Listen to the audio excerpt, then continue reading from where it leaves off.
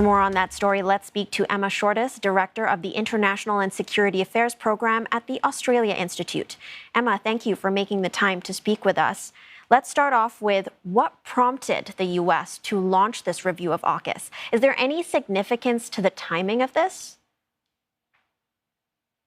Look, there have been some suggestions in the Australian media that the timing is significant, given Pete Hegseth's insistence that Australia increase its defence spending and the reaction of the Australian government to that attempted bullying.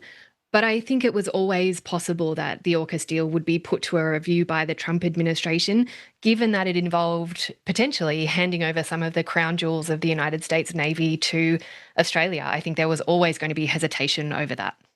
So is this move really about America's security, or is it a negotiation tactic to get Australia to spend more? Look, I think with Donald Trump, these things are always transactional, so that's entirely possible. But Australia was already going to hand over upwards of $368 billion to the United States for this deal. There's already been a $500 million deposit handed over. And so I wouldn't classify this as negotiation so much as I would, part of the effective bullying tactics of the Trump administration towards its traditional allies. Let's get your take on what would happen if the U.S. were to pull out or even alter the terms of this alliance. What are the potential implications here? Look, I think the first thing I would say is that the AUKUS deal was always likely to fall over. It was always likely that Australia would never get these submarines anyway. So in that sense, that hasn't necessarily changed the circumstances. And I think really what this does is offer Australia an opportunity to rethink our security and the nature of our relationship with the United States. The deal falling over doesn't make Australia any less secure than we were yesterday. What does this review say about the Trump administration's commitments to its partners? I think the Trump administration has already made it very clear what it thinks about its traditional partnerships. It's made that clear to Ukraine. It's made that clear to Canada. And Australia, in that sense, is not special. And I think, we're seeing that recognition dawn on many Australians and many people across the United States' traditional alliances. Both the Australian Defence Minister and the UK have downplayed the Trump administration's move to review AUKUS.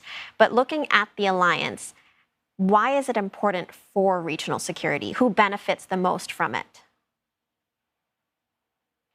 Look, I think from the AUKUS deal, the United States was set to benefit the most from this deal. As I said, Australia has already handed over $500 million with no strings attached. And in reality, I think what the deal did was leave Australia more exposed. These submarines were never about the protection of the Australian mainland. They're designed to go very far from Australian shores. And so I think in terms of benefit, AUKUS was never really a benefit to Australian security or to the region, which was pretty concerned about the deal as well.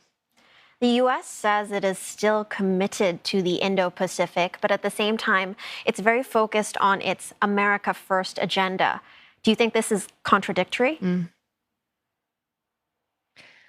I think when the United States says, especially under Defence Secretary Pete Hegseth, when it says it's committed to the Indo-Pacific, what it means is it's committed to American dominance of the Indo-Pacific, and that's an important difference. So I really think we have to listen when the Trump administration tells us who it is and what its intentions are. And its intentions are dominance, not partnership.